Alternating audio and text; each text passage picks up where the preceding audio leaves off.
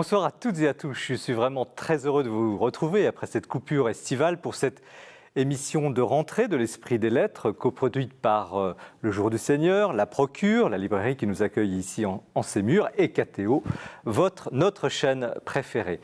Et c'est un petit bout d'été que je voudrais ce soir vous faire partager, parce que les trois auteurs et les trois livres que nous allons examiner ce soir sont à la fois très rafraîchissants pour l'esprit et très stimulants pour l'espérance. Alors c'est quasiment trois coups de cœur que nous allons maintenant vivre ensemble. Michel Coul, bonsoir. Bonsoir. Donc vous publiez Conversion au silence, itinéraire spirituel d'un journaliste aux éditions Salvator, où vous racontez, on va y venir tout à l'heure, quelque chose d'assez extraordinaire, un bouleversement dans votre vie de journaliste engagé. Vous avez été directeur de Témoignages chrétiens, vous êtes actuellement rédacteur en chef de La Vie, on vous voit aussi sur France 2, Jour du Seigneur pour une émission littéraire, parfois on vous entend sur France Culture, bref. Et là, c'est le silence. Quelque chose s'est produit et je dirais que c'est édifiant, pas au sens pieux du terme, mais au sens, je crois, d'une véritable nourriture spirituelle. Jean-Pierre Rosa, bonsoir. Bonsoir. Donc vous, c'est un livre qui s'intitule Malchus, le roi serviteur, chez Bayard. Et alors, vous êtes attaqué au fond, un personnage quasiment un des plus énigmatiques de l'Évangile, presque à la fois très connu et mal connu. D'ailleurs, le nom, moi je l'avais souvent entendu sans jamais le fixer. Et c'est celui qui s'est fait couper l'oreille par Saint-Pierre, on ne sait pas d'ailleurs s'il était droitier ou gaucher, et que le Christ, selon les Écritures, donc, a recollé cette oreille, qui serait le dernier miracle d'ailleurs de Jésus avant la Passion. Et alors, vous avez très peu d'éléments, mais vous faites une sorte d'enquête, méditation sur ce personnage, Malchus, sur ce thème de l'écoute de l'homme. Et finalement, c'est une analyse extrêmement fine, et on le verra tout à l'heure à travers votre ouvrage. Et maintenant, Jean-Jacques de Guilbon, donc vous, c'est plutôt un personnage très connu, en tout cas on croit le connaître, Frédéric Ozanam. On le connaît parce qu'il a fondé les conférences Saint-Vincent de Paul, il a été béatifié par Jean-Paul II. Frédéric Ozanam, La cause des pauvres, donc aux éditions de l'Œuvre. Et là, on découvre au fond quelqu'un qui on croyait le connaître, et c'est au fond un grand intellectuel, un homme d'action. Et là, j'avoue que, le connaissant un petit peu, j'ai tombé un peu, une certaine admiration pour ce personnage qui mérite vraiment d'être mieux connu. Alors voilà donc ce programme qui s'annonce passionnant pour ces trois petites séquences dont vous connaissez le principe de l'émission. Mais nous commençons évidemment par la rentrée littéraire. Et François Maillot, libraire à la Procure, nous a préparé un programme de rentrée extrêmement solide. Ce mois-ci, dans l'actualité du livre, cher Jean-Marie, j'ai retenu notamment 3 livres qui me paraissent particulièrement importants. Et tout d'abord, on parle beaucoup du gender, à juste titre, tant cette théorie bouleverse l'anthropologie chrétienne et plus largement l'anthropologie humaniste. Et voici donc un texte du Conseil pontifical pour la famille, publié chez Teki, Gender, la controverse. C'est un texte qui est piloté par le prêtre et psychanalyste Tony Anatrella, avec d'autres belles signatures, comme le cardinal Scola ou comme Xavier Lacroix. C'est extrêmement important d'avoir ce texte qui montre combien cette idéologie du gender pèse aujourd'hui sur les débats et sur l'éducation. Connaissez-vous, chers invités, Thomas Traherne ? Sans doute, peut-être ou peut-être pas. En tout cas, c'est un des plus grands écrivains anglais, c'est un des plus grands spirituels du XVIIe siècle, et les éditions Arfuyennes ont eu la très bonne idée de publier en français pour la première fois, avec la traduction, avec le texte anglais original en regard, Les Centuries, qui est le plus grand texte de Traherne. Traherne s'inscrit dans la lignée d'Augustin, Descartes, de Rusbroeck, dans la dilatation du cœur, dans la joie spacieuse dont parlait Jean-Louis Chrétien. C'est une véritable révélation, un chef-d'œuvre de la littérature spirituelle. Toujours dans la mystique, mais de manière plus pratique, plus accessible sans doute, un livre qui va faire plaisir à notre ami Michel Coll, Petit traité de la prière silencieuse. C'est de Jean-Marie Guelette, dominicain, chez Albin Michel. c'est un texte vraiment extrêmement important qui permet de comprendre comment accueillir en soi, par le silence, par la prière monologiste, de la répétition d'un mot, le nom du Seigneur, d'accueillir la présence de Dieu en nous. C'est un livre qui s'adresse à ceux qui débutent sur le chemin de l'oraison ou à ceux qui en sont déjà un peu avancés, mais qui connaissent les aridités de cette prière. Vraiment un très très beau livre. Et puis, quelques petites brassées de livres que j'ai aussi recueillis pour vous. Maurice Bellet, un nouveau texte de Maurice Bellet, translation chez Bayard, avec un slogan « Choc, croyant ou non, passons ailleurs pour tout sauver ». Tout un programme. Le dominicain Jean-Pierre Manine, toujours chez Bayard, publie « Solitaire dans la foi » ou « Comment je crois ». C'est un texte extrêmement personnel. Jean-François Botors, dans la collection du Collège des Bernardins, sort un Paul le Juif qui montre comment saint Paul s'enracine profondément dans la tradition d'Israël. Et enfin, le cardinal Martini, chez Parole et Silence, le don de l'amour, autour de cette figure, de cette femme qui renverse son parfum sur la tête de Jésus. Merci François. Donc vous avez évoqué effectivement à juste titre, et j'ai vu Michel Coll opiner de la tête à propos du thème de la prière silencieuse, qui est au cœur, Michel, de votre ouvrage, donc Conversion, silence, itinéraire spirituel d'un journaliste chez Salvator. Alors, on vous connaissait, je l'ai dit tout à l'heure, comme un journaliste très engagé, mais on ne vous connaissait pas dans le registre mystique. Alors, que vous est-il arrivé ? Il m'est arrivé tout simplement. Vous disiez tout à l'heure que c'était une aventure extraordinaire. Je ne sais pas si elle est extraordinaire. En tout cas, ce qui m'est arrivé s'est déroulé dans un moment très ordinaire, puisque je me promenais dans un petit bosquet près de l'abbaye de Scourmont, dans les Ardennes belges, une abbaye trappiste, parce que je faisais une enquête sur les moines pour un projet de livre. Et il m'est arrivé là quelque chose de... Voilà, j'ai été pris d'une crise de sanglots, si vous voulez, assez violente, et qui a accouché d'un grand moment de sérénité que je n'avais jamais éprouvé. J'ai eu l'impression, si vous voulez, que des cargaisons entières en moi je dirais de vilainie, de trahison que j'avais pu commettre, ou de choses dont j'avais été victime, enfin, tout un torrent de boue, voilà, sortait de moi. Par les larmes. Oui, c'est ça, vraiment un torrent de larmes. J'écris d'ailleurs, j'ai été lessivé, essoré, c'est comme une essoreuse. Voilà. Et après, je ne sais pas combien de temps ça a duré, et finalement, ensuite, je me suis retrouvé dans une paix extraordinaire, une paix intérieure que je n'avais jamais éprouvée. J'étais à l'aube de mes 50 ans, et je découvrais soudainement ce que c'était que la paix intérieure. Voilà. Et donc, c'est vrai que ça a été un moment pour moi fondateur. Et comme je suis très, très proche de la spiritualité cistercienne, il y a une phrase de Saint Bernard qui me parle beaucoup. J'ai su,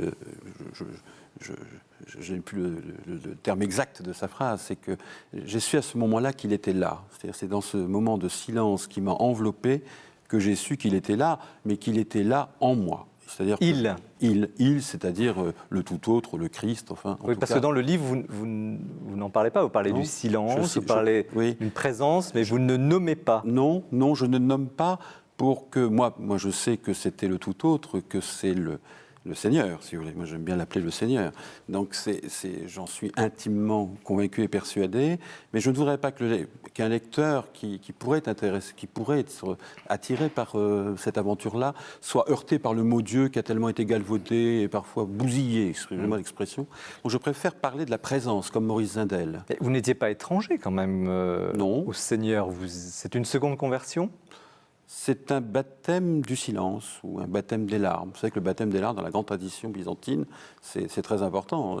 Pour un certain nombre d'auteurs du IIIe ou IVe siècle, c'était même plus important que, je dirais, le sacrement de pénitence, puisque le baptême des larmes permettait de se laver de ses péchés. On peut confesser ses péchés, c'est-à-dire faire amende honorable, si je peux me permettre l'expression, mais la purification, se laver, il fallait pleurer. La componction et accepter en effet de se vider de cette substance noire qu'est le péché. Et moi, quand j'ai relu cela, parce que en effet, quand j'ai eu ce tressaillement de pleurs, si vous voulez. Hein. Il y a des tressaillements de joie. Et finalement, ce tressaillement de pleurs s'est terminé en tressaillement de joie pour moi.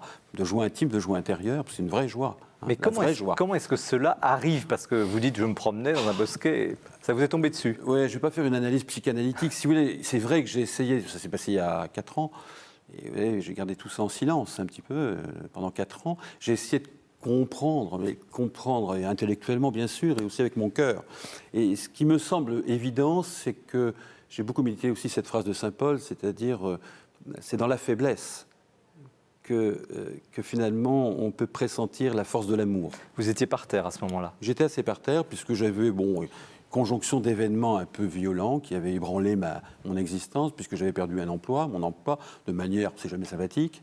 Donc du jour au lendemain, quand vous êtes journaliste, vous avez votre carnet d'adresse qui est bien peuplé, bien riche, vous avez le téléphone qui sonne sans arrêt, et puis du jour au lendemain, c'est le silence. Mais ce silence-là, c'est un silence technique, terrible. Hein. C'est aussi un silence, je dirais, humain. Hein, terrible. J'ai eu des problèmes de santé, sans doute qu'il y avait un lien aussi. Moi qui avais une santé de fer, j'ai été 2 fois à l'hôpital. J'ai découvert ma vulnérabilité. Et puis, pour couronner le tout, si je puis dire, c'est la couronne d'épines, j'ai perdu mon père après une longue maladie. Et donc, ça a été l'épreuve de la perte du père. Et c'est vrai que c'est quelque temps après tout ça, après ces 3 événements, ces 3 échardes, hein, j'emploie ce terme paulinien, que j'ai vécu cette rencontre avec le silence. Et vous étiez déjà dans la prière ou vous étiez un peu en trouble? Oui, parce que je fréquentais beaucoup les moines, puisque j'étais en train de faire une enquête, donc je rencontrais beaucoup les moines, je les écoutais beaucoup, d'ailleurs ils m'ont beaucoup appris à écouter. Le journaliste doit toujours réapprendre à écouter, parce qu'il parle beaucoup, là je parle. Mais je veux dire, nous sommes on va y venir. Il y a aussi cher Jean-Marie, nous sommes quand même des bavards. Certes, il y a 2 livres dans le livre d'ailleurs. Il y a la conversion et puis le journaliste. On va y venir. Et là, c'est vrai que j'ai été à une grande école du silence, celle des moines, et je crois que ça a dû leur amour du silence, parce que c'est dans ce silence-là qu'ils entendent la voix de Dieu, hein, qu'ils entendent la voix du Seigneur. Ce silence-là m'a beaucoup attiré, comme une demeure que je ne connaissais pas. Et à chaque fois que je rentrais dans un monastère, que je visitais un cloître, surtout que je rencontrais des moines et des moniales, j'avais l'impression que petit à petit, la porte s'entrouvrait de plus en plus et que je rentrais finalement dans mon intériorité. Hein. Et je crois que ce qui s'est passé de manière un peu spectaculaire pour le pauvre pécheur que je suis, le pauvre être que je suis, ça a été ça, c'est que cette évidence que j'étais habité par le silence de la présence, et bien voilà, il se révélait à moi, il se manifestait à moi à un moment où je ne m'y attendais pas, mais où peut-être ma terre profonde était labourée, était prête, parce que j'étais un peu à terre. Et là, vous parlez à l'imparfait, vous en vivez toujours? Ah bien sûr que j'en vis toujours. J'en vis toujours, et je ne peux pas vous cacher que j'ai une certaine nostalgie de ce moment qui a été très particulier. Je ne sais pas combien de temps ça a duré, très fort, très violemment doux. Très violemment doux, ce qui me fait dire que Jésus était sans doute un violent doux. Je crois que toute aventure spirituelle est toujours une aventure paradoxale, et l'aventure christique l'est plus encore. Donc j'ai la nostalgie de ce moment-là, mais cette nostalgie, je dirais, elle est dépassée par la joie que j'ai maintenant, si vous voulez, de partager ma joie du silence dans ma vie de tous les jours. Alors justement, écrire cela, c'est une expérience très intime, vous avez dû y réfléchir à plusieurs fois. Oui, 4 ans, oui. C'est venu, mais la décision de le publier? La décision de publier, c'est une interpellation particulière de carmélite. Je disais que j'étais très sensible à la spiritualité cistercienne, mais j'ai aussi un petit côté carmélitain. J'ai une grande vénération pour Sainte Thérèse de Lisieux depuis tout petit. Ma famille était très, comment dirais-je, dévote, disons le mot, pour Sainte Thérèse. Bon, j'avais un grand-père qui avait fait la guerre 14. Thérèse a beaucoup accompagné les poilus de Verdun, et j'avais une grande admiration pour mon grand-père, et quelque part, il m'a sans doute transmis cet amour de Thérèse, la petite voix de l'enfance. Hein. Ça m'a toujours beaucoup marqué. Et donc, j'ai des liens comme ça avec des communautés carmélites. En quoi ça vous a poussé à publier cela? C'est qu'un jour, des carmélites en Belgique, avec qui s'est créée une relation très affectueuse, lors d'une récréation, m'ont dit écoutez, Michel, c'est très bien, vous faites un métier formidable, vous rencontrez plein de gens, et puis vous les obligez de parler de leur vie, enfin, vous arrivez à les faire accoucher de témoignages. Enfin, mais quand est-ce que vous vous mettrez aussi à table et que vous raconterez, vous, ce qui vous fait vivre, les raisons de croire? Et c'est vrai que ça m'a fortement interpellé. J'ai dit, mais finalement, moi aussi, je me dois, en tant que peut-être, je me dis journaliste chrétien, journaliste catholique, je me dois peut-être aussi, d'ouvrir les portes de ce qui me fait vivre, les portes de ma foi. Et c'est vrai que cet événement particulier qui m'était arrivé m'a poussé comme une ardente obligation à témoigner, parce que je crois que ça peut aider beaucoup de gens qui vivent des choses aussi ordinaires qu'extraordinaires que celle-là. Je dis ordinaire et extraordinaire, parce que finalement, beaucoup de gens pleurent parfois. Ils ne savent pas pourquoi ils pleurent, et peut-être que s'ils se laissaient, je dirais, enveloppés par ce qui leur arrive et essayer de se laisser aller, s'abandonner à ce qui se passe, ils découvriraient peut-être que derrière ces larmes, finalement, il y a une joie qui s'émousse, qui veut se manifester. Jean-Pierre Rossa, ce livre vous a ému? Oui. Vous êtes éditeur aussi, vous connaissez bien ce public. Alors, est-ce que vous pensez qu'un livre... Oui, beaucoup, parce que c'est un livre qui est très délicat. C'est-à-dire qu'au début, c'est un moment de silence qui est donné comme ça, dont on voit un petit peu que c'est quelque chose qui n'est pas banal, mais en même temps, vous ne dites pas de quoi il s'agit, vous ne voulez pas révéler qui est derrière ce silence. Et au fond, c'est au fil du livre, et tout à fait à la fin, qu'on comprend l'ensemble, c'est-à-dire ce que vous dites maintenant, le baptême des larmes et tout ça, vous le développez petit à petit. Et donc, c'est très respectueux, et c'est ça que j'ai beaucoup aimé, c'est très respectueux du lecteur. C'est très délicat, pudique, c'est peut-être pas tout à fait le mot, mais plutôt délicat. Et je trouve ça bien. J'ai trouvé ça bien.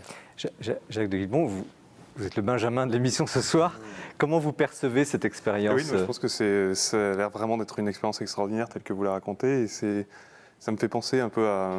C'est le prophète Élie, je crois, qui attend de voir passer Dieu devant sa caverne et qui voit le cyclone, la tornade, etc. Et Dieu était dans la brise légère à la fin, etc. Je trouve que la manière dont vous le racontez, ça fait beaucoup penser à ça, en fait. Enfin, est-ce que vous êtes touché? Ah oui, vraiment, ouais.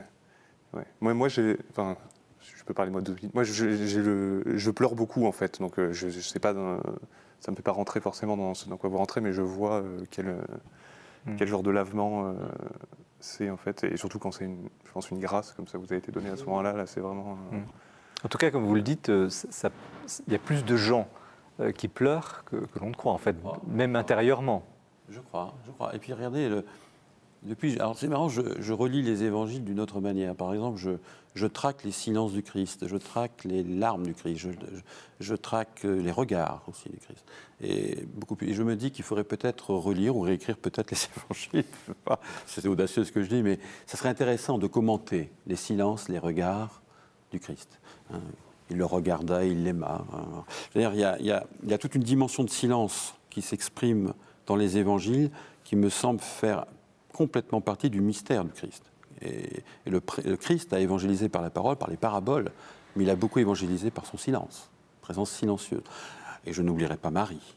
D'ailleurs, ce livre, je l'ai structuré en parlant des silences joyeux, des silences lumineux, des silences glorieux, des silences douloureux, parce que c'est vrai que pour moi, la personne humaine, la femme en l'occurrence, qui incarne le plus parfaitement, mais le plus humainement aussi, le silence, c'est Marie. Elle conservait tout cela, elle gardait tout cela en son cœur. Moi, ça me touche beaucoup. Et pour le journaliste que je suis, si vous voulez, ça m'interpelle sur la façon dont j'exerce mon métier. Alors, on va y venir, parce que le métier, mais il y a quand même sur le paradoxe entre, au fond, une expression presque classique d'une spiritualité. Vous avez fait référence à Sainte Thérèse, vous parlez de Marie, les mystères du rosaire, d'ailleurs, une prière que vous pratiquez. Et puis, l'aspect extrêmement moderne de ce que vous incarnez. Alors, est-ce que vous êtes représentatif d'une génération? Est-ce que ce qui vous est arrivé, au fond, est un peu l'histoire d'une génération qui, aujourd'hui, se pose cette question de Dieu avec... J'aurais peur d'apparaître très prétentieux de dire ça. Je ne sais pas. J'ai l'impression quand même, si vous voulez, qu'un certain nombre de confrères de mon âge, ou de la cinquantaine, n'ayons pas peur des mots, on est un peu plus âgé que Jacques, représente la relève. Mais je veux dire, je crois que moi, j'ai été, si vous voulez, dans les années 70-80, habité par l'action. Enfin, j'étais un chrétien mu par l'action et et ne sachant pas toujours pourquoi j'agissais. J'étais chrétien, mais je ne me sentais pas forcément habité par cette présence, si vous voulez, qui pour moi surpasse toutes les idéologies, tout, mais qui quelque part me précédait, vous savez, me précédait dans tout ce que je pouvais faire. Quand vous dites action, aiguiser ma conscience. Quand vous dites action, c'était comme une action ancrée à gauche quand même, oui, témoignage chrétien, sans tomber dans l'idéologie, mais quand même. Absolument, oui, et vous étiez quand même assez représentatif de ce courant, et là, il y a un mystique. Oui, mais enfin, la mystique n'est ni de droite ni de gauche. Absolument. La mystique transcende bien tout cela. Et je crois que je n'ai pas non plus été indemne, si vous voulez, de l'effondrement des idéologies et de ce qu'elles ont induit, c'est-à-dire de repenser le sens de l'action. Bon, j'ai été aussi quelqu'un qui a fondé un journal qui s'appelait Sens Magazine, avec un confrère, et c'était déjà dans la fin des années 80, la chute du mur, c'était déjà l'interrogation, après la chute des idéologies, de savoir quel sens nous allions donner à notre devenir collectif et à nos engagements. Donc, si vous voulez, j'étais déjà en chemin, en quête de sens. Aujourd'hui, tout le monde parle de ça. Aujourd'hui, je ne dirais plus que je suis en quête de sens. J'ai retrouvé quelqu'un. J'ai retrouvé quelqu'un, et je parlais de Thérèse, tout à l'heure, Thérèse de Lisieux, j'ai retrouvé quelqu'un que j'ai aimé comme un enfant quand j'étais petit. J'ai fait la catéchésie, j'ai aimé Jésus. Et peut-être qu'en route, je disais que je l'aimais, mais peut-être que je l'avais perdu un peu de vue, mon horizon immédiat. Et là, il s'est rappelé à moi, et de manière complètement imprévue. Et je dirais qu'aujourd'hui, mes engagements, mes solidarités, mes fraternités n'ont pas changé. Toujours solidaire. J'évoque beaucoup d'ailleurs mes voyages en Amérique latine. J'étais très très marqué, si vous voulez, dans les années 80 par la situation des peuples du Chili. Le livre est ponctué d'ailleurs d'anecdotes truculentes sur... Grâce à Jean Paul II, parce que c'est grâce à ces voyages que j'ai pu aussi m'immerger dans ces sociétés que je ne connaissais absolument pas. Moi, le petit Picard rural, j'ai découvert à ce moment-là ce continent extraordinaire où les gens cultivent la solidarité et la fraternité comme ça, d'une manière très simple, très spontanée, je dirais. Donc il y a toujours cet héritage, mais aujourd'hui, si vous voulez, je sais pourquoi je me bats et je sais qui me darde. Et c'est Jésus de Nazareth, c'est le Christ. Ouais. Jacques Dubion, on parlera tout à l'heure de Frédéric Ozanam, mais est-ce qu'il y a d'actions efficaces que poussées par la spiritualité, une spiritualité forte? C'est ce que montre la vie de Frédéric Ozanam. Alors on en parlera, mais à propos de... Qu'est-ce que ce thème vous... Oui, mais j'imagine ce qu'a été votre génération, enfin, tout ce que j'ai lu dessus. Et donc je comprends qu'il y a eu un moment, oui, je pense... dans les années 70 ou 80, où il y a encore ce genre d'utopie, etc. Enfin, d'utopie, qui valent le coup, mais enfin, il y avait cette recherche où on pensait qu'on pouvait tout faire, qu'on allait arriver à tout, et que finalement, peut-être que la prière, justement, ou la spiritualité, ou le rapport à Dieu, ou la métaphysique, ou le passé après, enfin, était censé être là, mais c'était pas ça qu'il fallait développer, et qu'il fallait se concentrer sur l'action principalement. Et je pense qu'il faut se concentrer sur l'action, et Jean-Paul II a montré comment, je pense aussi... on pouvait être un homme d'action tout en étant un homme de prière plus que qui que ce soit d'autre, je pense. Et Jean-Pierre Ozat, vous êtes d'accord avec ce diagnostic, si je puis dire? Peut-être de façon un peu décalée, c'est-à-dire que je ne sais pas si c'est une époque ou quoi, j'en suis pas persuadé. Non, moi ce que j'ai particulièrement bien aimé et qui revient comme un leitmotiv, que je n'avais pas remarqué, c'est en le relisant que j'ai vu ça, c'est que vous dites plusieurs fois que toutes les rencontres sont précédées par des silences. Et ça, c'est une chose qui est effectivement la fine pointe du lien entre une vie personnelle spirituelle et une vie d'action, une vie de journaliste qui doit enquêter, qui doit savoir comment poser des questions aux personnes qu'il a en face de lui, etc. Donc là, il y a bien le lien des deux. Et c'est ce lien que moi j'ai bien aimé. Alors, vous inventez aussi une nouvelle catégorie du journalisme. Oui. Alors, le journaliste, alors vous n'y allez pas, hein, j'ai au fond une vocation de journaliste contemplatif, pas celle d'un journaliste compétitif à laquelle l'évolution actuelle des techniques et des mentalités voudrait pourtant me forcer à adhérer. Alors, qu'est-ce que c'est que le journalisme contemplatif?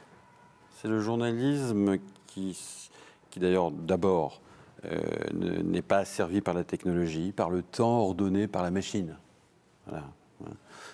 C'est aussi le journaliste qui prend son temps. Voilà. Le journaliste qui prend son temps de poser un regard sur les choses, sur les êtres, sur les événements, J'aime beaucoup cette phrase de Mounier qui dit « l'événement sera notre maître intérieur ». Pour que l'événement soit notre maître intérieur, pour qu'on le mature, pour qu'on l'accueille, pour qu'on approfondisse sa signification, son sens, il faut du temps. Or, je trouve qu'aujourd'hui, on est toujours pressé, pressuré par l'immédiateté. Et j'ai une résistance à cela. Alors, peut-être que j'apparaîtrai réactionnaire, tant pis, je l'assume. Je crois qu'il y a un moment, en tant que journaliste pourvoyeur de sens, et qui plus est journaliste qui essaie de suivre bon an mal an le Christ dans sa vie de tous les jours et dans ce qu'il fait, je crois qu'il y a un moment, il faut s'arrêter. Et je prends exemple aussi sur des grands personnages politiques qui m'ont beaucoup marqué. Je suis fasciné aussi par évidemment la politique et l'histoire des hommes. C'est les grands hommes politiques, tous les gens, les grands personnages qui ont fait des grandes choses, c'était des grands êtres de silence. Alors, ils savaient se retirer, ils savaient prendre du temps, ils savaient être loin des micros, des caméras. Ils créaient parfois d'ailleurs l'incompréhension, on disait c'est des orgueilleux. Qu'est-ce qu'on en sait ? C'est un chemin d'humilité de se retirer quand c'est si facile aujourd'hui d'aller sur un plateau de télévision. En l'occurrence, vous racontez une interview du futur Benoît XVI, oui. Donc Joseph Ratzinger à l'époque. Un grand moment de ma vie professionnelle d'ailleurs. Oui. Et vous le qualifiez de je pense que j'ai rencontré là le silence en personne. Le silence en personne, très belle expression. Ce qui n'est pas facile, je vous dis. Je vais vous dire parce que j'ai l'impression d'être très à l'aise sur un plateau de télévision et les gens auront du mal à me croire, mais je suis très timide et je le suis encore. Et j'étais très timide étant enfant. Et quand j'ai vu Joseph Ratzinger pour la première fois, à quelques traits de sa personnalité, j'ai deviné qu'il était très timide aussi. La furtivité du serrement de main, le regard un peu beau regard, mais un peu inquiet de qui est ce personnage en face de moi, ce journaliste. Mais derrière la timidité, la place du silence. Oui, silence énormément. Un grand silence dans l'écoute et le regard qui se sent presque physiquement. Et c'est assez étonnant parce que quand vous rencontrez... J'ai ressenti un peu les mêmes choses avec le cardinal Martini aussi, qui est un archevêque de Milan, ancien archevêque de Milan. Et qui est aussi un grand exégète, un grand bibliste, et qui apparemment a tellement aimé la Bible qu'on dirait qu'il est habité par le désert biblique quelque part. Il y a un grand silence chez cet homme-là aussi. Et finalement, ces gens-là, quand vous les quittez, vous avez envie d'épouser leur sérénité, d'être envahi par leur silence, parce que c'est un silence d'intelligence, de l'esprit et du cœur. Et j'ai pu vérifier ô combien, d'ailleurs, ces deux personnages avaient un grand respect des journalistes. Mais est-ce que vous avez conscience de créer, de participer à une sorte de contre-culture, de nouvelle culture Est-ce que vous êtes à la pointe de quelque chose ? Oh là là, j'aurais pas la prétention d'être... Moi, je ne suis qu'un témoin. Vous savez, j'ai cité Paul VI qui disait nos contemporains ont plus besoin de témoins que d'arguments. Je pense aussi, ce qui ne veut pas dire que les témoignages doivent être argumentés aussi. Mais je crois qu'on a besoin de... Si vous voulez, moi, si j'ai écrit ce livre, c'est parce que je crois qu'il faut être le plus possible authentique aujourd'hui. On ne peut plus jouer la comédie, on ne peut plus dire une chose et faire le contraire. Je crois qu'il faut être un. Et que, sans doute, il est urgent et nécessaire aujourd'hui de rappeler que le christianisme... c'est pas une morale, c'est pas une idéologie, c'est pas une philosophie, c'est un appel exigeant à être soi, c'est-à-dire soi, ça me fait penser à Rimbaud, jeu est un autre, soi, c'est-à-dire le reflet d'un autre, et de l'être le plus possible dans sa vie de tous les jours. C'est pas de la tarte, c'est pas facile, j'y arrive très difficilement. Jacques de Guillemont, vous partagez cette urgence ? Oui, complètement, oui. Et je souscris tout à fait à la convention collective du journalisme contemplatif, si vous l'avez, là, parce que ça me semble aussi être un idéal pour le journaliste, pour celui que je suis. Je crois que la contemplation est une subversion aujourd'hui. Donc, c'est-à-dire arrêter de se laisser entraîner par un mouvement, par un courant, je dirais, qui voudrait qu'on soit toujours dans l'instant, dans l'immédiateté, dans l'urgence. Alors qu'on sait, quand on médite l'histoire, qu'il faut du temps, qu'il faut de la patience, qu'il faut de la persévérance, une valeur monastique que je trouve extraordinaire. Et je trouve que le journaliste doit être quelqu'un qui peut aussi, à certains moments, dire « stop la machine, réfléchissons ». On a, je crois, nous sommes aussi des hommes ou des femmes qui sommes appelés à ce que ceux qui nous entendent ou ceux qui nous lisent se forgent leur opinion, se forgent aussi peut-être, se nourrissent leurs convictions. Et je crois que pour ça, on a besoin aussi d'être des analystes, des commentateurs aussi, qui font vibrer leur authenticité et qui ne se cachent pas derrière un discours tout fait, prêt à penser. Je crois qu'il y a une subversion là qui moi, me plaît beaucoup et humblement, avec mon petit silence, j'ai envie d'y participer. Merci Michel Coll. Malheureusement, le temps passe. On vous écouterait encore dans ce silence. En tout cas, vous avez partagé cette profondeur et c'est l'heure maintenant du coup de cœur. Donc, ce n'est pas les coups de cœur dont j'ai parlé tout à l'heure en début d'émission, mais celui qui est présenté ce soir par le directeur de la Procure, Jean-François Rode, et qui aborde ce soir un sujet assez délicat, très controversé.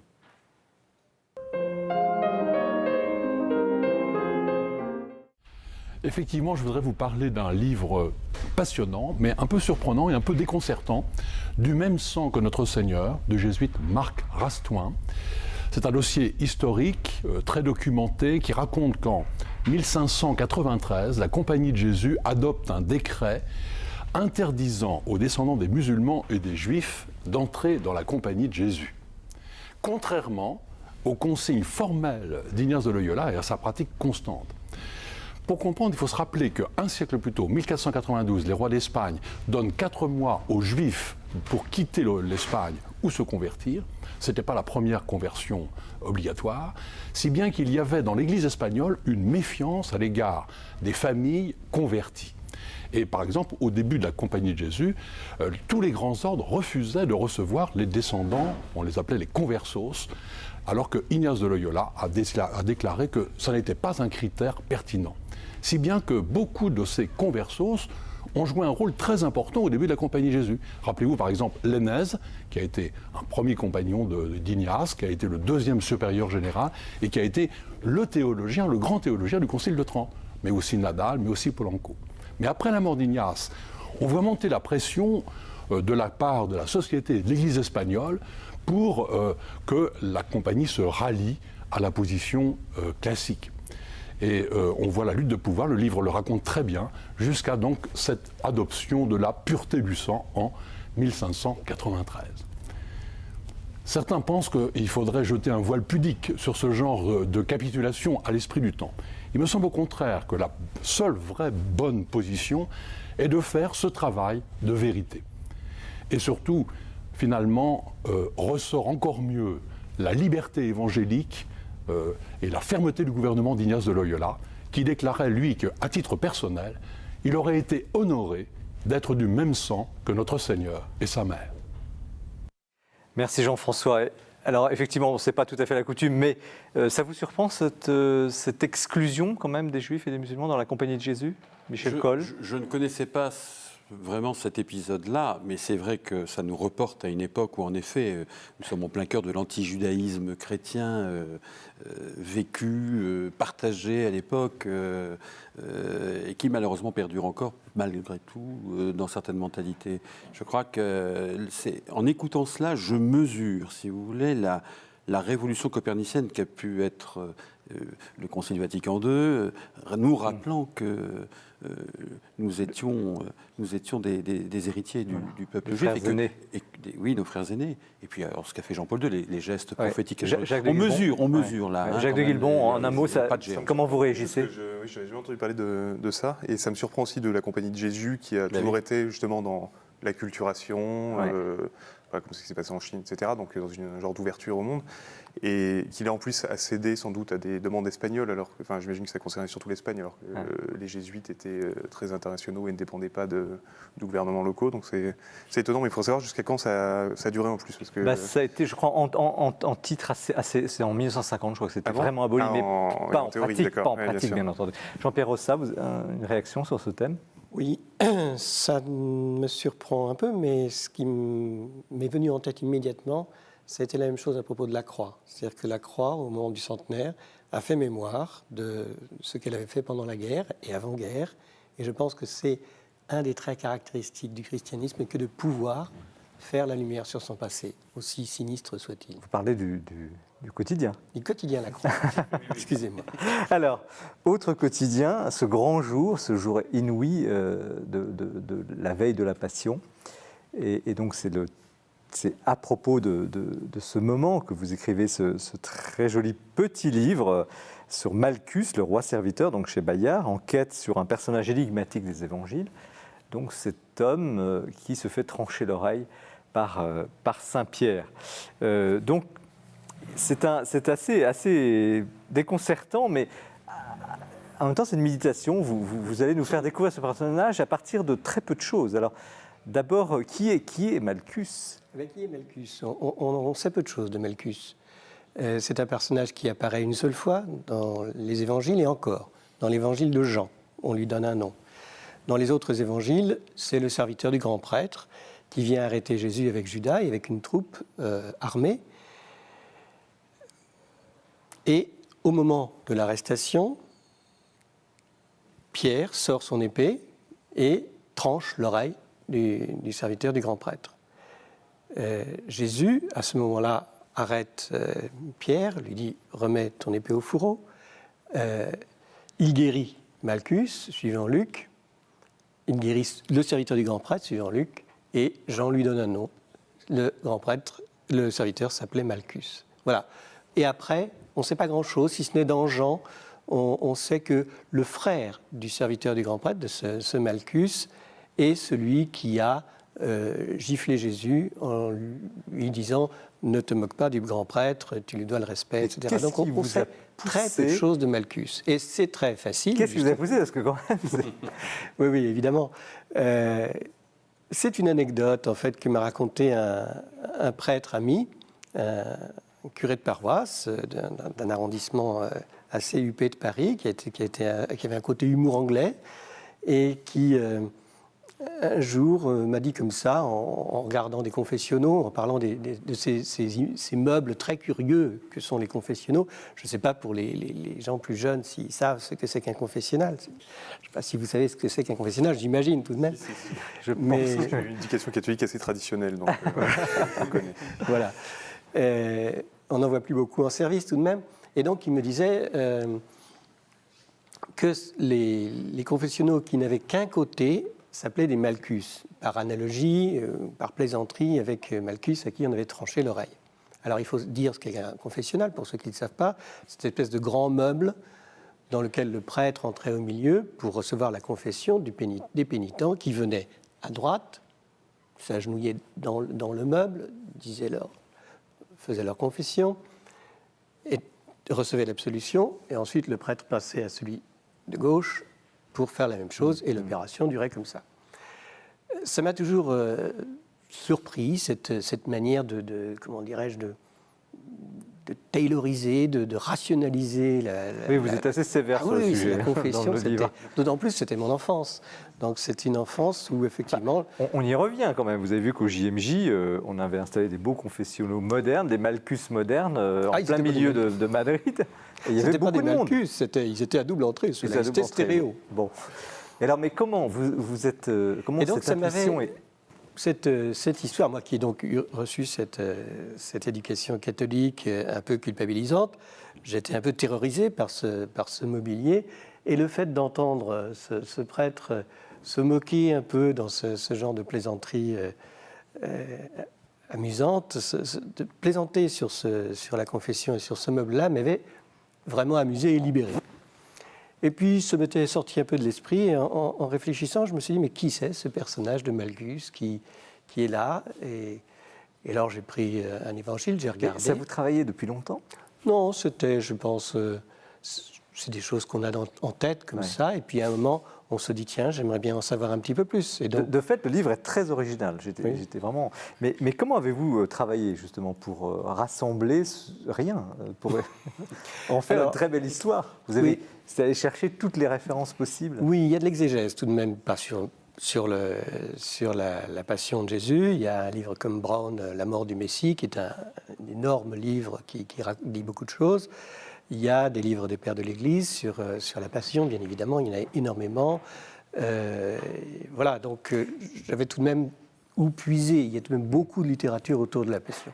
Il y en a peu sur Malchus, et donc là j'ai cherché un petit peu partout, j'ai fouiné, j'ai regardé. Qu'avez-vous vraiment découvert? Au-delà de l'histoire, au-delà quel est le sens, même la polysémie, les multiples sens, vous insistez beaucoup sur ce thème. Ce qui m'a frappé vraiment, pour aller au fond, parce qu'en fait c'est un vagabondage un peu que je fais, parabole même, une méditation sur ce personnage, autour de ce personnage, et de tout ce qu'il peut dire et susciter, c'est une méditation en fait sur la servilité et le service, le pouvoir et la domination. Donc c'est parce que Malchus représente à la fois le service, il est serviteur du grand prêtre, donc il est du côté du sacré, il est du côté du pouvoir, il est du côté de celui qui arrête Jésus, donc l'arrête dans sa marche. Et puis en même temps, c'est la victime, c'est-à-dire c'est celui qui reçoit le coup d'épée de Pierre. Tout de même curieux que le premier pape ait frappé quelqu'un. Donc c'est en même temps une victime. C'est le dernier miracle. Il bénéficie, non pas du dernier, le dernier c'est le bon larron, mais il bénéficie du dernier miracle de Jésus au seuil de sa passion. Donc c'est un personnage ambivalent, et j'ai trouvé comme le pouvoir est ambivalent. Il peut verser, et nous sommes toujours, nous, confrontés à cela, verser du côté de la servilité ou du côté de la domination, et il faut bien voir toute cette ambiguïté du pouvoir. Il y a un thème aussi, et là je vais demander à Michel Coll ce qu'il en pense, le thème de l'écoute, de l'oreille. Bien sûr. Qu'est-ce que, Bien sûr. Michel Coll, ce livre vous a interpellé de ce point de vue? Ah oui, mais c'est vrai, l'oreille, c'est symbolique, c'est l'oreille, et ça me fait penser à Saint Benoît, les premiers mots de la règle de Saint Benoît, écoute, écoute ô mon fils, écoute, et c'est symbolique en même temps. En effet, Pierre est tranché l'oreille de ce pauvre serviteur du grand prêtre. Moi, j'ai trouvé ce livre, c'est une perle, ce livre, parce que je vois deux choses. D'abord, c'est bourré d'érudition, c'est pétillant d'intelligence, de spiritualité, on vient de le dire. Ouais. On peut trouver beaucoup de thèmes dans ce... C'est un livre de méditation. C'est un livre de méditation, en plus joliment écrit. Et puis, moi, ce que j'ai aimé aussi, et qui nous encourage à relire sans arrêt les textes sacrés, les Écritures, c'est finalement de s'attacher à un oublié des Écritures, mais complètement oublié, j'avoue. Moi, je me suis dit, mais d'ailleurs, quand j'ai vu la couverture, j'ai dit, mais Malchus, c'est qui, c'est quoi? J'ai eu la même réaction. C'est qui celui-là? Et c'est extraordinaire parce que Jean-Pierre Rosa nous fait rentrer dans l'intimité d'un personnage dont on ne sait pas grand-chose, en effet. C'est le génie grâce à la recherche. Qu'est-ce qui vous a apporté? Vous l'écoutant, vous qui vous êtes retrouvé un jour, Malchus, vous avez eu un avant, un après? Et vous avez entendu tout d'un coup une voix que vous n'entendiez plus? Non, je n'ai pas eu un avant et un après. Le livre de Jean-Pierre m'a plutôt invité à me dire sans arrêt, relis les textes, et surtout accroche-toi à des personnages auxquels tu n'as pas fait attention. Et là encore, je reviens un peu à ce que je disais tout à l'heure, relire les évangiles avec un autre regard. Et je trouve que ça, c'est magnifique ce qu'il nous propose, c'est de relire les textes et des épisodes super connus de l'évangile, et de nous faire de les relire à partir d'un oublié, de quelqu'un qu'on a complètement oublié, et qui projette un autre regard. Vous avez... Oui, non, c'est pareil, je trouve que son rôle dans cette passion qui est tout à fait mineure par ailleurs, d'une part donne une vraie couleur réaliste à la passion. Enfin, on voit que la passion est vraiment un témoignage de personnes qui l'ont vu, etc. Parce que penser à cet homme qui se ferait couper l'oreille et qui remet aussi le Christ à ce moment-là encore dans sa position de sauveur et d'être aimant qui, au moment où il vient se faire arrêter, guérit ce pauvre homme qui vient de se faire trancher l'oreille par son imbécile d'apôtre qui n'a pas compris et qui refait encore une leçon à ce moment-là, alors qu'a priori il entre dans sa passion, il vient de pleurer des larmes de sang, et il y a encore cette miséricorde qui s'exerce là. À propos de réalisme, cet enseignement en même temps. Oui, à propos de réalisme que vous soulignez justement, comment se fait-il que Saint Pierre ait eu une épée, d'un fourreau, une épée, parce que c'était quand même réservé à une certaine catégorie de citoyens. Enfin, comment... Écoutez, on n'en sait rien. Parce qu'il faut tout de même bien dire que les évangiles, c'est aussi une construction littéraire, en partie. Pas seulement, bien sûr. Bien sûr, c'est ce que vous soulignez. Derrière, il y a du vécu. Et ce passage-là en est certainement un. Mais tout de même, on n'en sait rien. Ce n'est pas des journalistes qui sont là. Les évangélistes ne sont pas des journalistes. Et donc, je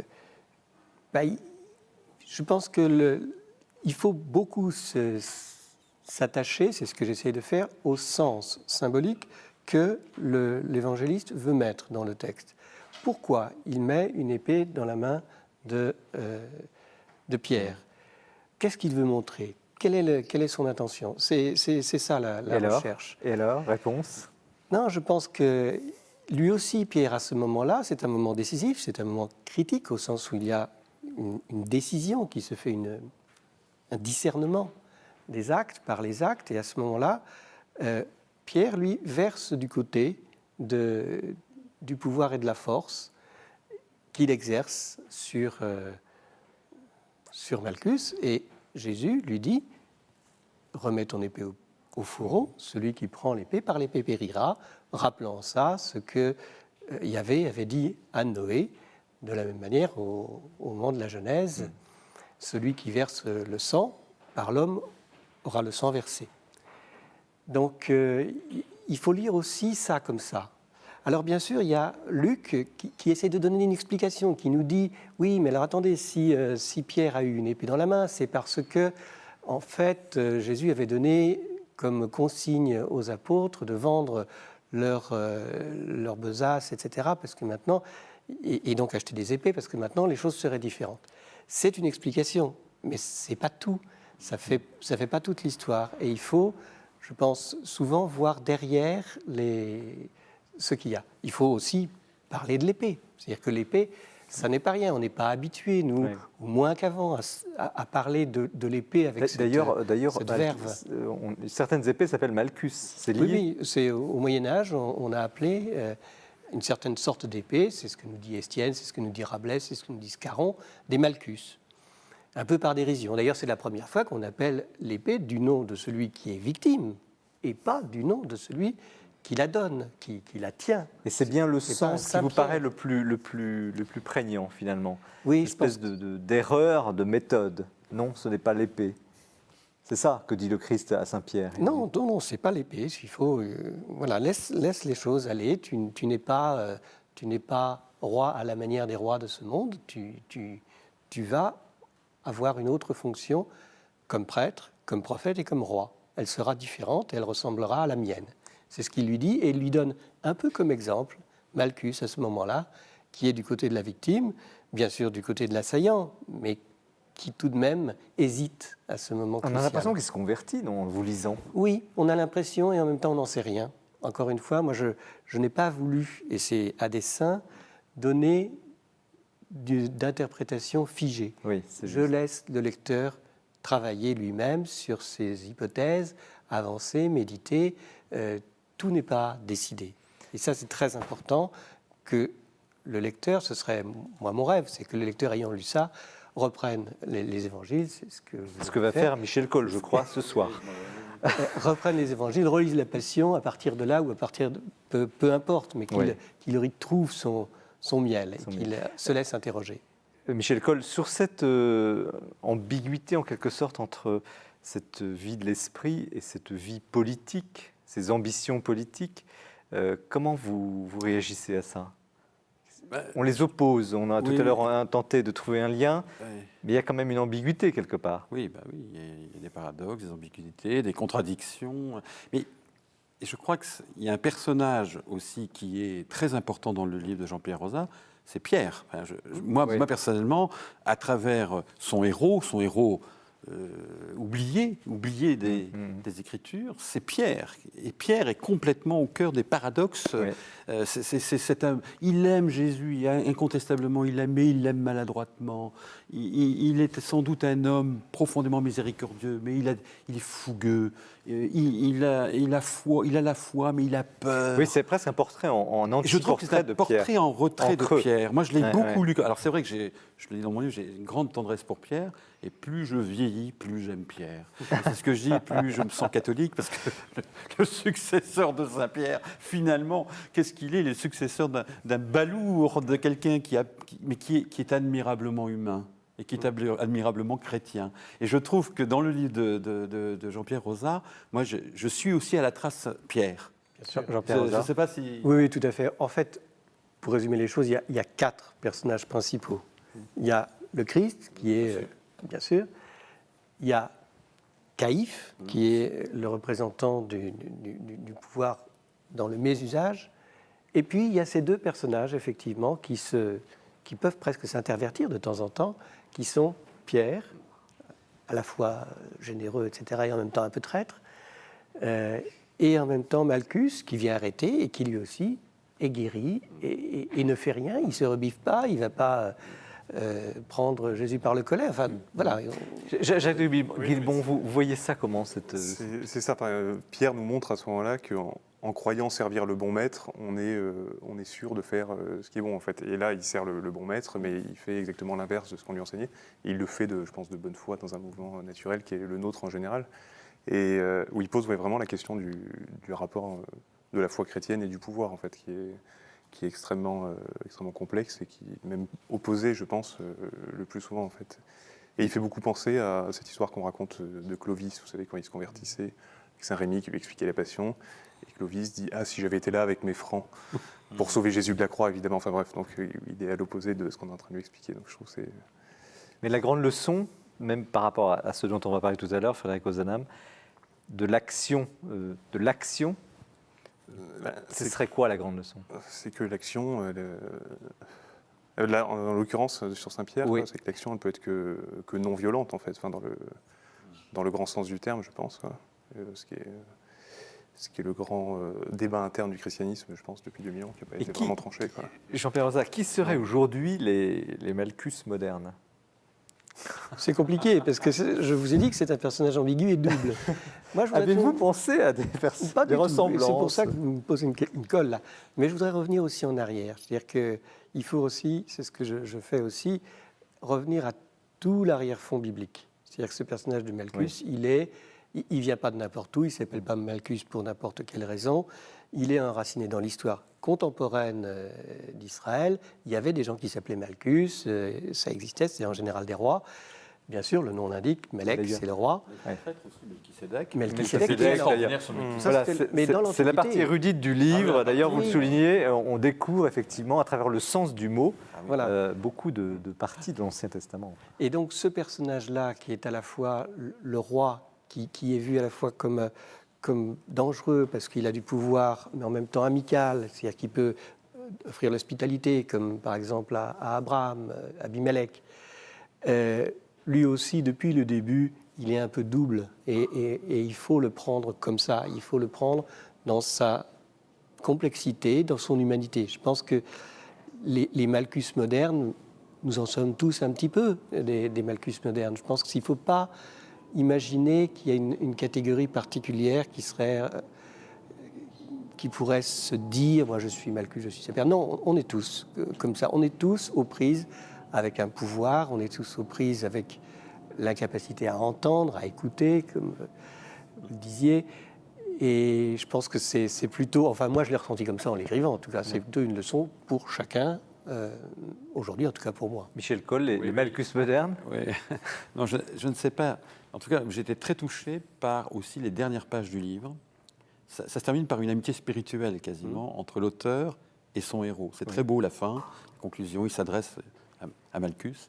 Et je me suis dit, alors je ne sais pas jusqu'où l'auteur se projette lui-même dans la figure de Malchus. Je veux rester très délicat, mais c'est très beau en même temps. Et je trouve que c'est une invitation aussi, toujours à relire les textes. C'est très beau, je trouve, d'entrer en amitié avec un personnage des Écritures. Alors évidemment, le principal, c'est Jésus, d'être l'ami de Jésus. C'est fondamental. Mais d'être l'ami de Malchus. Et ça permet, je trouve, de s'approprier les textes des Écritures d'une manière, je dirais, humaine, simple. Alors là, c'est vrai qu'on a un trésor d'érudition aussi. Oui, mais ce qui me frappe, c'est que vous n'insistez pas plus sur la question de l'écoute. Vous qui êtes un apôtre de l'écoute, vous voulez développer un journalisme se laisser observer avant d'observer, etc. Donc vous êtes en plein dans l'écoute et là vous parlez finalement... Avez-vous été touché par... L'amitié spirituelle, c'est l'écoute. Oui, mais est-ce qu'il n'y a pas une parabole dans cette oreille tranchée, au fond, de ces oreilles sourdes que nous sommes aussi? La parabole, si vous voulez, c'est qu'aujourd'hui, nous vivons dans une époque où il y a beaucoup d'oreilles tranchées. Alors à ce moment-là, je pense qu'en effet, nous vivons une époque qui parle de communication en permanence. Mais est-ce que c'est de l'écoute? Est-ce que c'est de l'écoute mutuelle? Est-ce que c'est de l'écoute respectueuse? Est-ce qu'il y a de la distance suffisante pour s'écouter vraiment Est-ce qu'on n'est pas tout le temps trop collés les uns contre les autres, c'est une image, vous savez, je sais même plus, j'allais dire du transistor collé contre l'oreille, on n'en est même plus là. Maintenant, c'est le transistor dans l'oreille, puisqu'on a des écouteurs dans l'oreille. Donc, c'est-à-dire, moi, je crois que ce qui est important, c'est de restaurer une certaine forme, j'ose le mot, de chasteté, du regard et de l'écoute, c'est-à-dire du respect. Et le respect, oui, j'en parle beaucoup de la chasteté du journaliste. J'ai osé le dire, mais je l'emprunte à un évêque qui, lors d'une ordination d'un prêtre journaliste, a osé lui parler de cet amour du monde qui doit porter tout journaliste et qui est une forme de chasteté. Et moi, ça me plaît beaucoup. C'est cette forme de respect profond qu'il faut avoir pour les autres, pour l'autre. Et je crois que là, l'oreille qu'on porte à quelqu'un, qu'on tend vers quelqu'un, elle doit être profondément silencieuse pour entendre la rumeur, le bruit de l'autre. Jean-Pierre Rosal, l'écriture de ce livre, cette méditation magnifique que vous nous faites partager, a changé quelque chose dans votre vie ? Oui et non. Je pense qu'elle a surtout révélé quelque chose, plus que changé. Révélé plutôt une... Moi, je l'ai écrit comme ça. Je l'ai écrit, je n'avais pas l'intention de le publier. J'ai beau être éditeur. Ah oui, c'est un carnet un peu intime de méditation. Oui, je l'ai porté à mon éditeur. Un carnet du silence. Voilà, comme tout auteur. Et donc, c'est plutôt vérifier en moi la capacité à écouter, à pouvoir aussi transmettre et à pouvoir méditer. Et il y a aussi une autre vérification, et celle-là, elle est importante, elle est profonde, c'est qu'on peut reconstruire l'Évangile à partir d'une phrase. C'est vraiment ça. C'est-à-dire qu'il y a besoin simplement d'un cœur ouvert à Dieu pour pouvoir, à partir de peu d'éléments, redécouvrir tout l'Évangile. Et ça, c'est très important, à mon avis, de savoir ça, parce que ça permet d'avoir dans la lecture qu'on fait, dans l'imprégnation qu'on peut avoir de la parole, plus de courage, plus de simplicité, plus de tranquillité, en se disant, c'est sûr, c'est pas compliqué.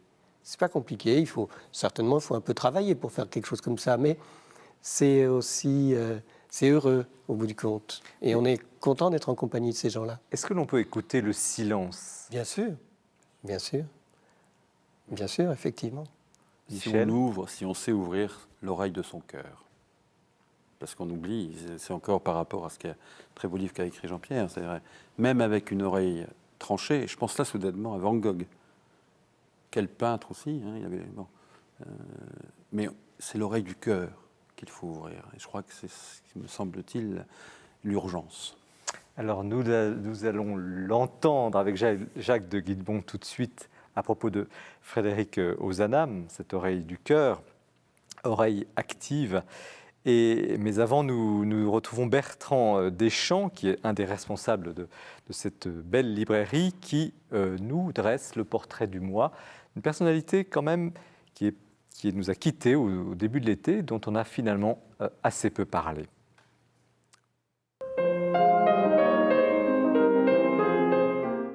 Otto de Habsbourg est mort le 4 juillet dernier à l'âge de 98 ans et je trouve qu'on n'en a pas suffisamment parlé. Car avec lui a vraiment disparu le dernier trait d'union entre une très vieille Europe, celle de l'Empire austro-hongrois, de Sarajevo, de la Première Guerre mondiale. Ne pas oublier qu'il a été photographié sur les genoux de François-Joseph. Et puis l'Europe d'aujourd'hui, celle de l'après-mur de Berlin, de l'euro et du Parlement. Or de tout cela, il a été non seulement l'héritier, mais aussi l'acteur passionné et engagé au service de ses idéaux. Et on peut dire qu'il aura toute sa vie porté haut les valeurs du christianisme. Alors que faut-il lire pour comprendre ce personnage emblématique ? Je crois qu'on peut commencer par une histoire globale de la vieille dynastie dont il est issu. La saga des Habsbourg de Jean Descartes aux éditions Perrin ou l'histoire des Habsbourg d'Henri Bogdan, également aux éditions Perrin. Mais Otto de Habsbourg, c'est avant tout l'éducation d'un prince d'autrefois et une formation politique, morale et religieuse exemplaire. Jean Sévilla y a consacré 2 ouvrages de référence tout à fait complémentaires, l'un sur la figure du père, le dernier empereur, l'empereur Charles, qui est mort déchu et sans le sou en exil à Madère. Otto a alors 10 ans.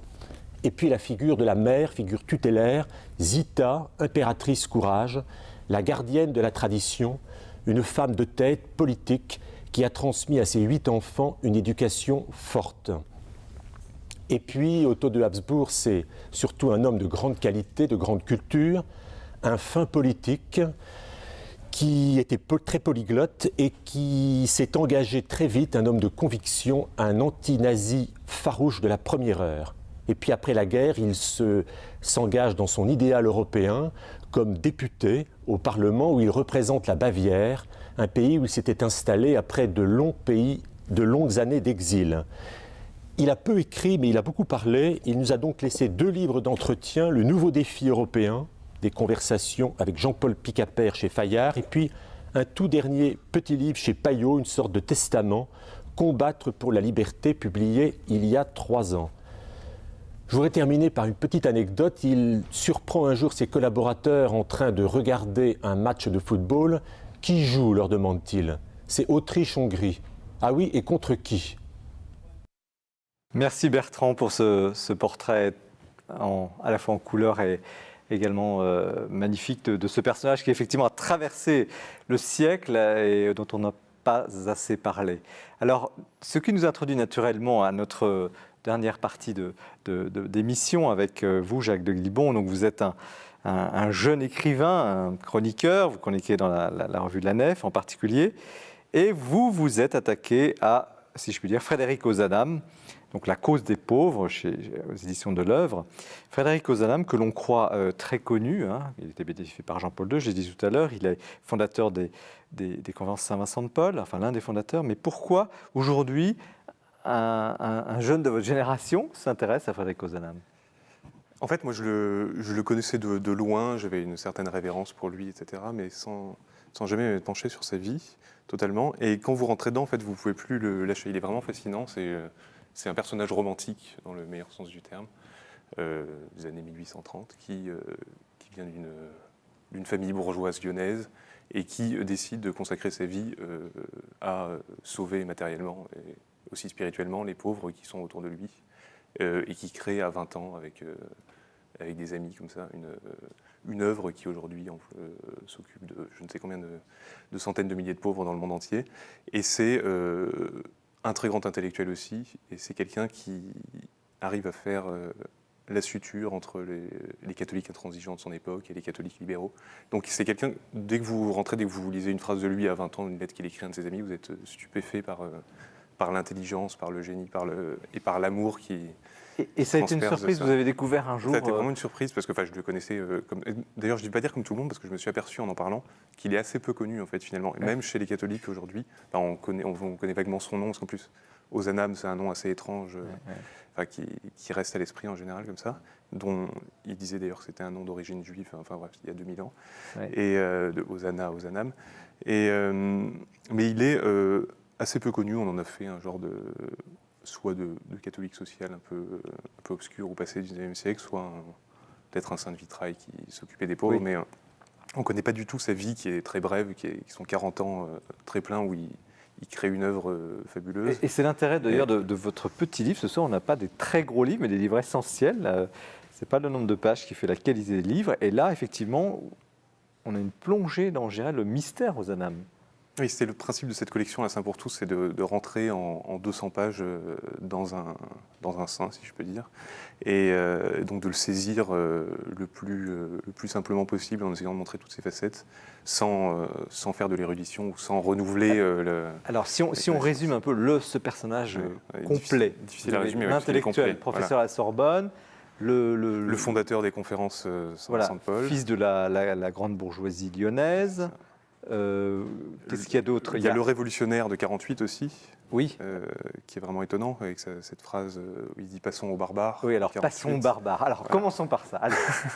Passons aux barbares. Qu'est-ce que veut dire cette Passons aux barbares, ça veut dire à l'époque, nous les catholiques sociaux, enfin ils ne se nommaient pas comme ça, mais les catholiques qui allaient près du peuple et qui remettaient en cause le libéralisme de l'époque, ça veut dire au moment de 48 où cette révolution qui est peut-être la révolution la plus spontanée ou la plus populaire, je pense, du 19e siècle, éclate, il y a des barricades, on va passer définitivement de leur côté, non pas pour rentrer dans une lutte des classes destructrices, etc., mais comme cette lutte existe déjà, on passe de leur côté puisque ce sont eux qui souffrent, ce sont eux qui sont exploités, et en tant que catholique, on a le devoir de passer de leur côté et d'abandonner notre vieille tradition liée en grande partie à l'Ancien Régime, etc., de la classe dominante il était un du précurseur respect des... Et c'est sur ce vraiment un plan. précurseur, totalement. Je pense qu'on peut dire que c'est l'inventeur de la doctrine sociale de l'Église. Enfin, il ne l'a pas fait tout seul, mais c'est le premier...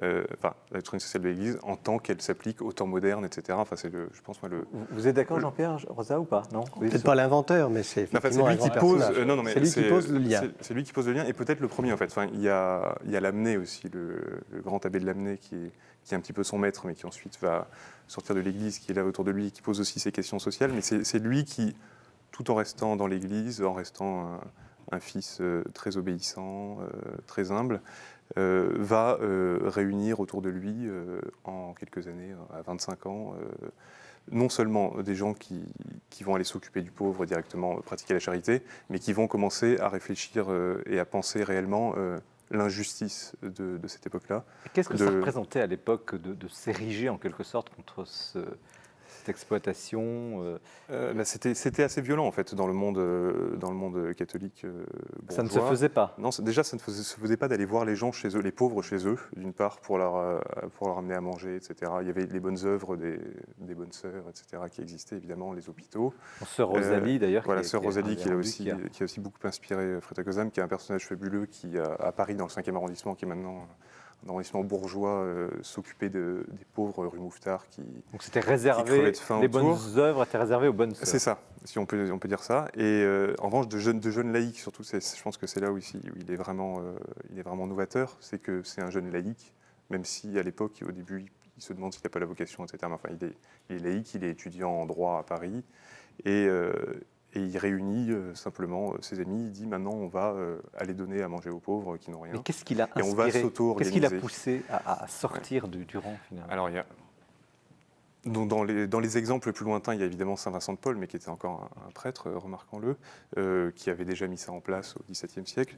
Et lui, dans son histoire, c'est sa famille lyonnaise qui est bourgeoise, mais bourgeoise quand même très catholique, où ses parents, son père et sa mère, sont investis dans ce qu'on appelle la congrégation à l'époque, qui est quelque chose de très étrange en fait à Lyon, où on va s'occuper des pauvres, mais pas de la même manière. Enfin, c'est un genre de bourgeoisie qui gère les bonnes œuvres à Lyon. Enfin, ce sont des gens très bons sans doute, etc., mais qui le font de manière... Et c'est la révolte des canuts qui déclenche voilà, chez lui. donc il y a la révolte des canuts en 31 à Lyon. Donc les canuts, c'était les ouvriers de la soierie à Lyon. Donc, Lyon était la capitale de la soierie à l'époque, où on faisait la soie. Et les canuts étaient donc tous ces ouvriers qui étaient installés sur les pentes de la Croix-Rousse, qui travaillaient la soie, mais qui travaillaient pour eux-mêmes en fait, mais qui allaient revendre la soie ensuite à des grands marchands qui eux l'exploitaient et la revendaient ailleurs. Et à partir de 31, enfin à partir des années 1820, même leurs conditions de travail et de vie se détériorent. Ce sont des gens qui habitent dans le sous-sol parce que la pièce principale de leur maison est réservée à leur métier à tisser.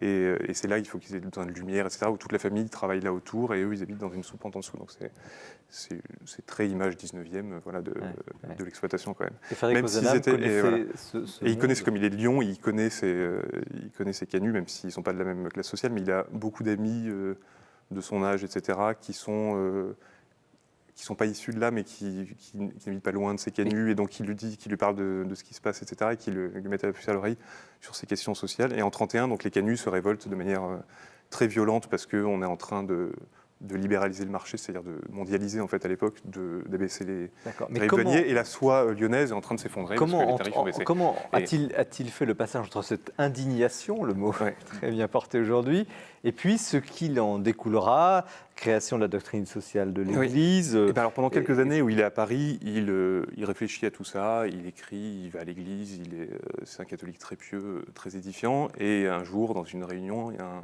un de ses camarades anciens Saint-Simoniens, donc ancien disciple de Saint-Simon, lui dit « C'est très bien ce que tu dis, mais en fait on fait rien là. Voilà, on parle, parfait. On rejoint le thème de l'action. Et c'est ça. Mais alors, là, c'est dans l'autre sens. Enfin, il a déjà la prière, etc. Mais il y a ce besoin d'action et il se dit, évidemment, oui, je peux dire que je suis un bon chrétien, vouloir faire une apologie du catholicisme, montrer en quoi c'est grandiose.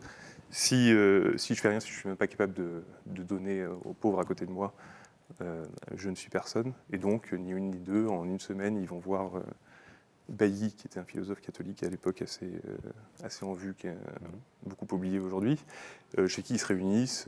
Et là, ils fondent les conférences Saint-Vincent-de-Paul. Ça vient par cette action-là. Mais Oui. ma question portait pardon. sur la théorie. Non, bien entendu. On a parlé des conférences Saint-Vincent-de-Paul, mais à quel moment, finalement, le corpus de cette pensée sociale de l'Église naît? Ça se forme pendant, je sais pas, on peut dire une dizaine d'années, jusqu'en 1840 à peu près, où c'est là qu'on la voit vraiment s'exprimer quand il a une chaire de droit commercial à Lyon, où il va professer devant des foules en délire presque, qui viennent suivre son cours de droit commercial. C'est un grand orateur. Pas vraiment passionnant, oui. Un peu comme Michel Cole, très timide je pense, et très grand orateur à partir du moment où il commence à s'animer. Et où il exalte les foules, en fait. Quoi. Michel Cole, pardon. Votre ressenti, vous avez... Je me suis renseigné auprès de Jacques, je crois qu'il a écrit ce livre d'Inger, et ça se sent quand ça on se sent, le lit. Oui. C'est d'ailleurs ce soir 3 livres très bien écrits. Je ne vais pas trop vous flatter, mais ce sont des livres bien écrits, qui se lisent. Je pense qu'on les a écrits relativement vite, si j'ai bien compris. Agréable. Par rapport à... Non, moi, il y a quelque chose qui me touche beaucoup, et tout ce qu'il a dit, ça me touche énormément. Et c'est très bien de revisiter cette histoire pour redonner sens aussi à notre combat de chrétiens engagés dans la société aujourd'hui, parce que je pense que, il y a une très belle phrase, chrétiens, nous sommes obligés d'être dans le combat pour la justice. Moi, je sais que c'est mieux dit que ça par Hosanna, mais il y a quelque chose que moi j'ai beaucoup aimé dans ce livre et que j'ai découvert grâce à vous, parce que vous insistez un peu là-dessus, en tout cas vous le soulignez, c'est qu'il dit à un moment... il est encore jeune étudiant à Paris, dans le combat terrible que vont se livrer les forces de l'argent, enfin de la puissance de l'argent, et les pauvres, nous, chrétiens, nous serons des médiateurs. Ah ça, moi je trouve ça, moi ça me parle énormément, parce qu'on ferait une émission spéciale là-dessus, c'est-à-dire ça nous oblige à réfléchir à notre positionnement de chrétiens dans une société donnée, là c'était au 19e, aujourd'hui au 21e. Ça veut dire quoi être médiateur? Ça veut dire en particulier que, il ne suffit pas d'être à la remorque d'une idéologie, d'un parti, c'est très bien de s'engager, mais que le chrétien, il a un plus. C'est-à-dire en plus, il faut que, j'emprunterai cette phrase au cardinal Martini, j'aime beaucoup, il faut développer de la critique dans l'amour. Être critique dans l'amour. Et j'ai retrouvé ça, d'une certaine manière, dans tout le cheminement de Jean-Pierre Rossa. Alors moi, j'ai beaucoup aimé ce livre-là, parce que c'est un exercice en fait très compliqué de faire une biographie de Zanam. C'est un personnage complexe, il est à la fois un grand intellectuel au moment où se fonde l'université avec Victor Cousin, d'ailleurs vous en parlez bien. C'est en même temps un homme de charité qui fonde les conférences Saint-Vincent-de-Paul. C'est un orateur merveilleux qui entraîne les foules. Et c'est le fondateur de la pensée sociale de l'Église, effectivement, du christianisme social. Et tout ça, on ne sait pas toujours très bien comment l'agencer, dans sa vie et 2 dans le siècle, le 19e siècle. D'où la difficulté que vous avez à répondre à ma question, parce que c'est compliqué de répondre. C'est un mouvement, c'est compliqué de répondre. Lente. Et sa vie est tellement ramassée en plus. Vous avez très bien, il faut le lire, parce que vous donnez bien à la fois l'évolution de sa pensée, qui se fait sous le coup de la nécessité, c'est-à-dire qu'il voit bien que allant servir les pauvres, il faut qu'il aille jusqu'à l'action politique, il faut que la justice aille avec la liberté et la démocratie, ça c'est clair, c'est là que le lien se fait. Et en même temps, vous mettez tout ça en perspective de l'époque, ce qui est rarement fait. C'est-à-dire on voit apparaître Saint-Simon, Proudhon, déjà un petit peu le socialisme marxiste qui arrive dans le coin, comme ça. On voit les intransigeants, les monarchistes, l'arrière-fond catholique, où effectivement, c'est pas très difficile, c'est tous des réactionnaires d'une certaine manière. Ils sont pour l'ordre établi, ces braves gens. Et donc ça, vous le mettez bien en scène, et vous mettez bien en scène ce personnage romantique, parce que c'est en même temps un orateur merveilleux, un amoureux. Enfin bon, il a une générosité, une acuité intellectuelle, c'est un avant-gardiste, et en même temps, c'est quelqu'un de profondément traditionnel, et ça, vous le mettez très bien en scène. Et en 200 pages, c'est vraiment très, très bien. Alors, Je recommande le livre, d'autant plus que, tout de même, c'est le fondateur du christianisme social. Moi, je suis délégué général des Semaines sociales de France. Et donc, c'est un peu notre ancêtre. D'ailleurs, j'ai retrouvé, ça m'a beaucoup amusé, le premier personnage que vous citez, c'est Eugène Dutoit, qui est le premier président des Semaines sociales de France, qui ont commencé en 1904, peu de temps après toutes ces affaires. Toutes ces donc les semaines sociales, c'est ce rendez-vous annuel où il y a des intellectuels, des militants, des gens des chefs d'entreprise, des évêques. Enfin, vous réunissez 2-3 000 personnes chaque année autour d'un thème et d'une grande réflexion sur ces questions sociales. Et ça n'est pas pour autant politique. Non, et la grande idée tout de même, c'est de confronter le christianisme social, la pensée sociale de l'Église, qui depuis s'est structurée un petit peu, avec les problèmes et la pensée contemporaine. Oui. Alors justement, vous dites, Jacques, vous parlez de cette époque, donc elle venait sans surprise d'une génération qui, ayant vu la chute de la Restauration, la montée des socialismes, comprenait que le combat désormais serait social plus que politique, ou que pour être politique, il fallait d'abord qu'il soit social. Exactement, je pense que c'est le génie d'Ozanam, il n'est pas tout seul, il y a aussi Montalembert, Lamennais ou Lacordaire. Entre autres, son génie, c'est de comprendre qu'il ne va pas se battre pour une certaine restauration, ou pour un nouvel empire, ou pour je ne sais quelle monarchie constitutionnelle, que ce n'est pas ça son souci de chrétien à l'époque. C'est que son souci, c'est justement de se plonger dans la question sociale, qui est la question qui a le plus d'acuité à cette époque-là, enfin aujourd'hui encore à nouveau, et c'est de comprendre qu'il va falloir repenser la justice, la redistribution vis-à-vis de la société, et non pas vis-à-vis de la forme de pouvoir qui va dominer. Et donc il passe, c'est un inventeur aussi de la première démocratie chrétienne, si on peut dire, enfin, telle qu'on l'a listé dans l'historiographie en tout cas. Oui, alors et donc, ce qu'il vient de ce monde lyonnais conservateur intransigeant, donc élevé dans le légitimisme, etc.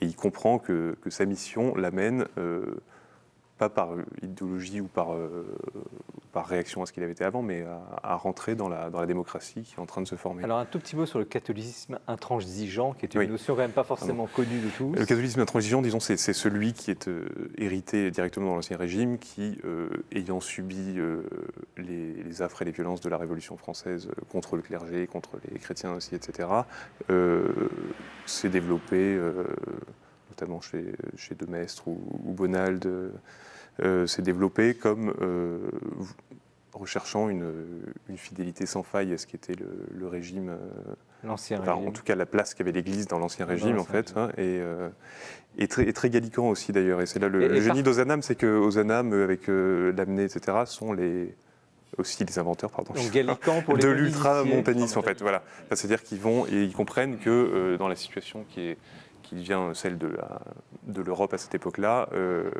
le rapport à l'autorité ecclésiale va être beaucoup plus fructueux avec Rome qu'avec les évêques français qui sont soit déchirés, soit qui sont limités. Et dans ce chaudron-là, il est le créateur de la démocratie chrétienne, enfin l'initiateur. C'est surtout Lamennais, en fait, mais c'est lui qui Lamennais après étant sorti un peu. Dites-moi, dans cette œuvre critique, quelle actualité quand même, parce qu'il y a des mots quand même terribles, le capitalisme odieux.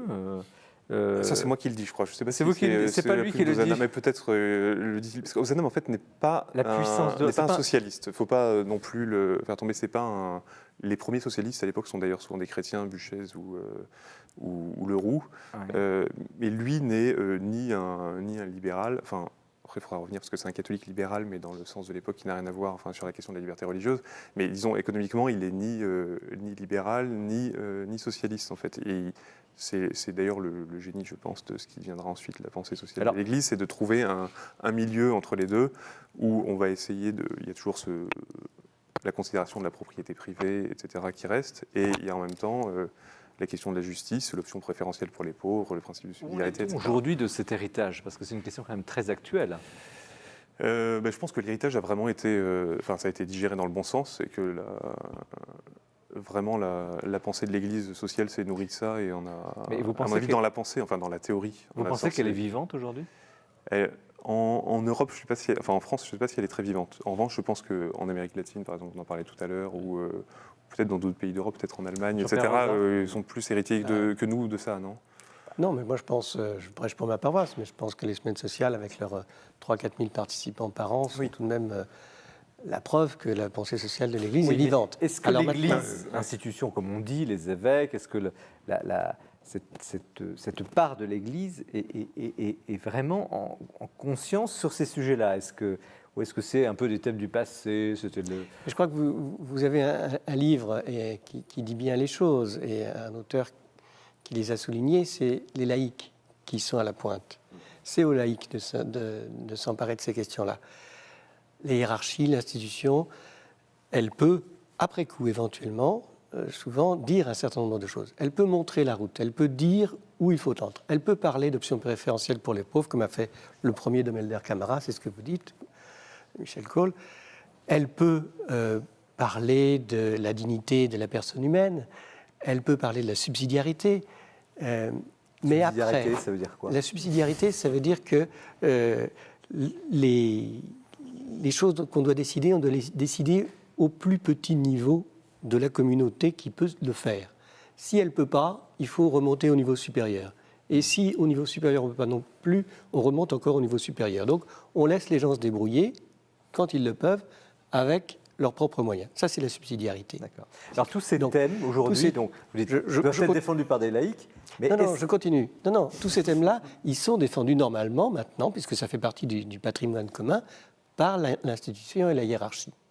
Mais quand il s'agit de savoir quelles mesures on va prendre concrètement pour le logement social en France, par exemple, on ne va pas demander aux évêques de France de savoir s'il faut telle partie d'APL ou bien s'il faut de l'aide à la pierre ou de l'aide à la personne. Ce n'est pas leur boulot.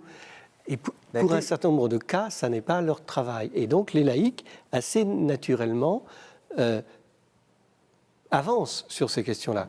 C'est ce qu'a fait Ozanam à l'époque. Il a avancé en tant que laïc sur un certain nombre de questions qui ensuite ont été reprises par la hiérarchie. Où est-ce qu'on en est, pardon, Michel Cole, sur ce thème? Oui, moi, je trouve ça intéressant. Et en écoutant Jean-Pierre Rosa, me revenait une phrase de ce que d'aucuns, je crois que c'est Émile Poulain, je ne voudrais pas faire d'erreur, d'aucuns appellent Paul VI le pape le plus démocrate chrétien du XXe siècle. Je suis pas loin de le penser, qui était imprégné complètement du christianisme social.